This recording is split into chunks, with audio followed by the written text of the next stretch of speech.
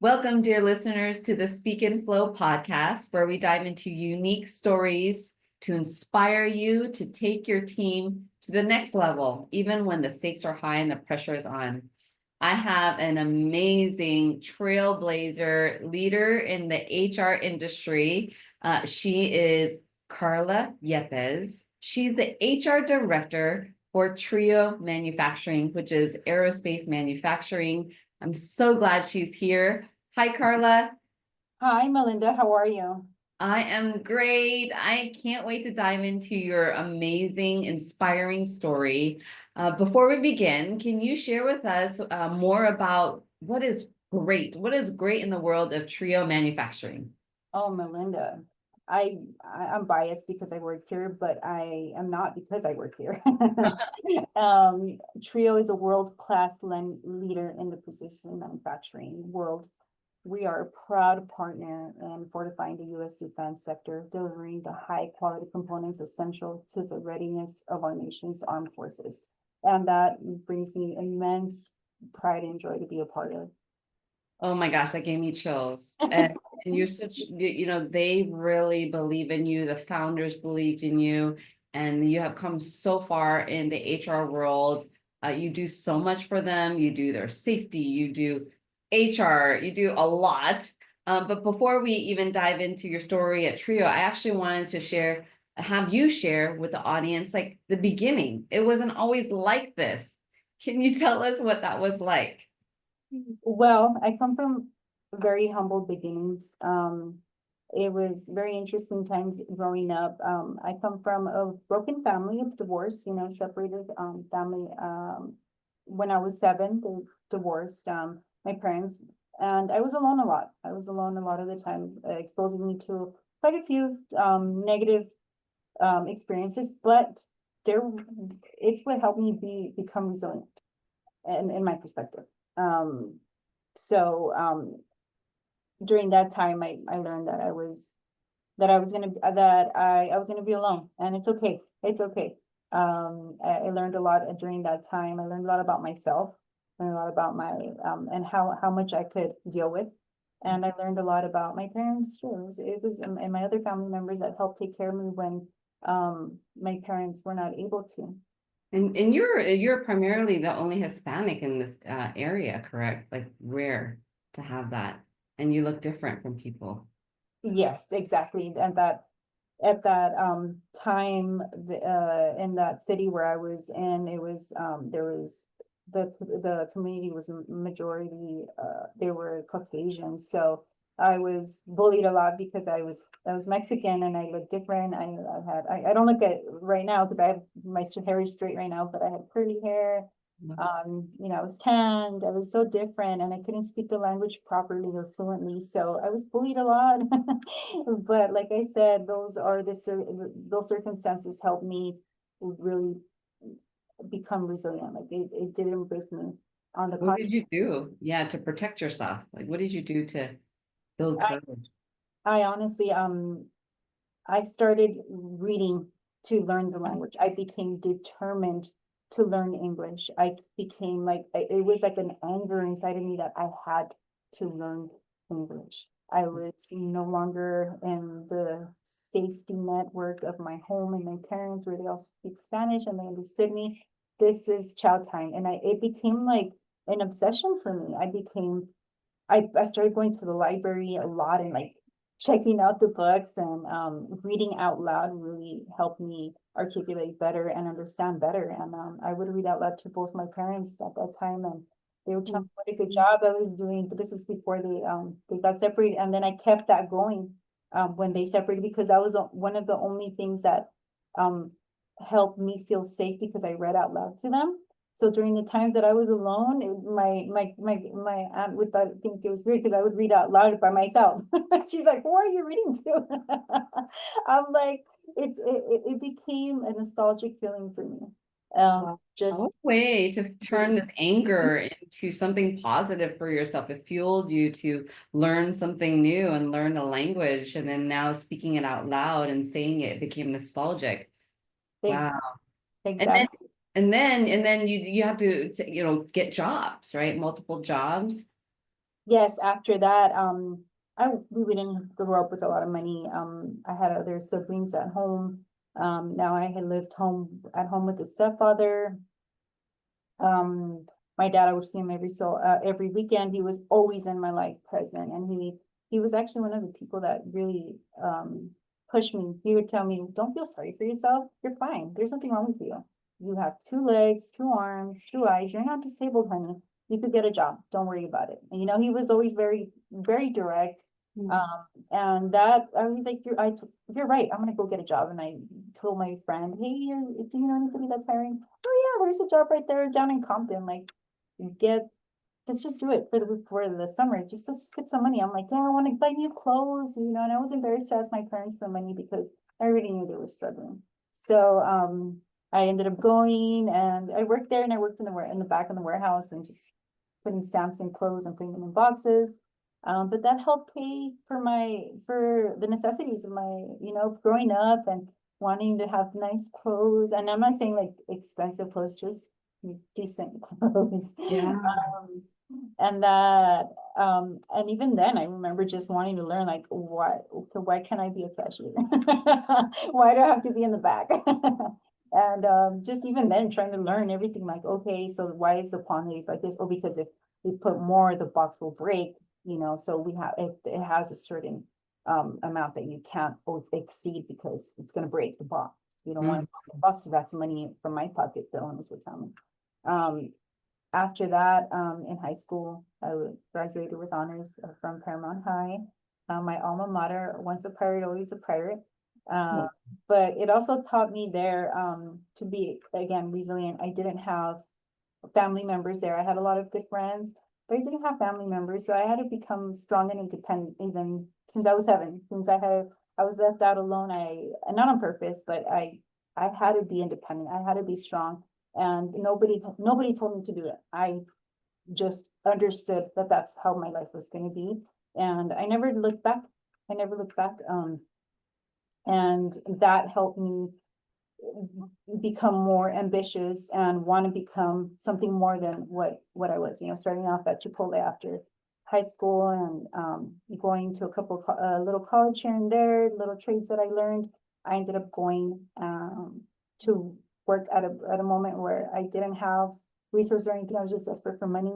And I ended up going to Chipotle just to get a quick job to help pay the bills for my husband. It was too much for us. We were poor and we were little. We were 19 years old. We were kids and we didn't know better. So I went in and I got a job just to help my husband out with the bills.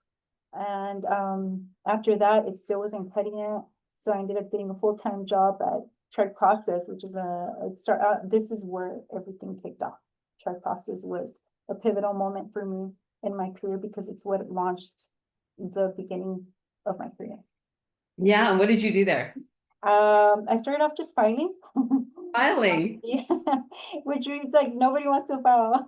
Right. It's so tedious, but I found a love for it because I ended up I didn't just file to file. I would read who was a vendor, was a customer, certain part numbers. I wanted to know what they meant. I wanted to know what phase the part was in. What is shopping? What is that? What is that? I wanted to know everything. I guess I was nosy and I wanted to know more. And the VP actually started noticing me and she was like, "Hey, why don't you just come on and help me with certain things?" And I started helping her. And then accounting was at that moment, that person that was in charge of accounting was I want to say she was on salary, so she would come in around 10 and leave around 3. So it was a very limited time. I was there 6:45 every day and would leave like around 4. But I was there, and when she would leave early, they would ask, "Oh, can you please find a statement?" I was like, "What's a statement?" But I was like, "Don't worry, I'll figure it out. Give me 1 second. Let me place you on hold." And my customer service skills from Chipotle actually helped me try process when I would answer the phones, because I maintain that customer service in my head when they'll teach us at Chipotle, like, "Oh, smile and greet." Even if they call over the phone, smile, because they're going to hear your smile. And I kept that in the back of my mind. So they enjoyed the customers enjoyed talking to me, and I would place them on hold, and I'll ask my buddy Juan, like, how do I get a statement? Oh, this is how you do it. I'll take notes and everything. Little by little, they started asking Yeah. me now. You could have like, because of your humble beginnings, because of the challenges, you could have like been in pity party. Oh, woe is me, like your uncle said, but you're not, right? You like made decisions to go out there, do whatever it takes to learn and to get really curious about whatever it is that you're there doing. Some people might say, oh my gosh, I don't want to file this so below me, or I don't want to do it. But then you got curious. Rather than that, you're learning and you're learning. And then the VP noticed that you're learning. You're not just filing. Yeah, yeah. And then she went on FMLA for a couple months, and one of my machinists, he cut his thumb, and I figured it out. He came in, and I was crazy looking for anything that said workers' comp on it. And I found it, I took him, and there you go. That was literally what kicked off HR in my mind. It was that pivotal moment for me again, was that little workers' comp incident. And I started Googling, I started searching things up, I started asking questions, I asked questions for everything. Where do I find this? Where do I do this? How do I do that? I'll call the workers' comp, I'll call HealthNet at the time. I called everybody. I wasn't shy, I'm not shy. If I don't know something, I will let you know. And then, So yeah, so the employees started noticing, like, oh, she's trying to help us, right? And mm-hmm. little by little, I started like getting the hang of it, you know. Mm-hmm. And then you extend your hand. You're willing to go above and beyond to help people. And Yeah. but that's what they love. And then so then you ended up topping out. You got like the max to where you were. And then what happened after that? And then that company was bought out by a huge monster in the aerospace industry, and I was able to get a glimpse of corporate, which was amazing. It was a beautiful challenge for me, because it exposed me once again to HR again, to doing AR and AP. Exposed me to HR and found my true calling, which I realized at that moment that it was being helpful, remembering that we're in the business of people. We really are. And people are always going to need our help, and we have to remind them that we at the end of the day, we're people too, so we're going to help them regardless. And they wanted to feel like somebody cared about them, not just about how many parts did you deliver, did you plate my part, or did you do this, did you mask this part, all that stuff. They wanted more, and I started realizing that. And once that company I topped out, I fast forward to Trio, is where I just I was giving the opportunity of a lifetime at that moment. I didn't know it at that time, but I was really given the opportunity of a lifetime, because I had a mentor who believed in me since day one. He believed in me, and he never let up, even through the worst time, and the time where I hit rock bottom in my career, was when an employee threatened me and my children. He found my address. I suspect that he followed me home, or might have sent somebody to look for me. But Melinda, that was when it was rock bottom for me there. I I didn't know how to handle it. I thought, this is it. I'm done. Um, I couldn't sleep. I couldn't eat. I mean, my kids are everything to me. My children and my husband are my safety. And feeling that was compromised, it was the worst feeling ever. But my owners, being the tough, being relentless, being the mentors that they are and the people that they are, didn't leave me alone for a second. They hired a security team for me. They they mentored me through every single emotion that I had. Mind you, this whole time I'm still managing. I'm here, you see me smiling. I never let up. I kept assisting all my employees. I kept tutoring them and letting them know what the next move is. I was actually, during that time, we were in the middle of purchasing a new, I'm sorry, leasing out the new facility. I was in contact with the city of Carson at that time, because that's where we're moving. And I was still functioning, but inside I was deteriorating. And Mhm. only they knew about it, and my supervisor, and they're the ones who and my husband, that really were my support and just brought me back up to just mentally being okay. And I honestly feel like after that incident, I came back better and stronger. I went back to Yeah. my human resources, and I went back to school. I felt better than ever. I felt like, you know what, Wow.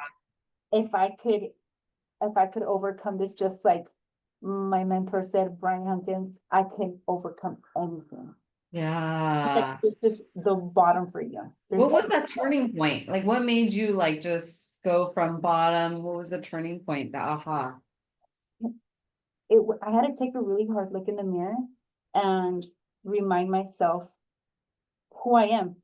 Like, Mm. I know how, I fought my whole life, Melinda. I fought my whole life to be where I'm at, fighting stereotypes, fighting everything that was meant to destroy me, has Mm. always made me stronger. Mm. And I remember that I looked in the mirror and I was like, Karla, thank God nothing happened to your children, nothing happened to your husband. You're strong, you're resilient, and this is meant for you. And the reason why is because you weren't meant to break. I wasn't made to break. And everything since my humble beginnings, growing up where I grew up in, the neighborhood I grew up in and the people I grew up around with, I was not made to break. And I was alone for that time, because a higher power knew that I was gonna need that during this time. And that's really what got me through. It's like, I've been through worse. I've been through worse. Like, this is the worst, because it obviously, rock bottom for me was my children. Right. But no, like my mentor kept repeating to me, if you can get through this, you can get through anything. And I'm like, I've already been through everything. What am I talking about? As long as my children are okay, I took the proper steps to protect myself, for my children. I took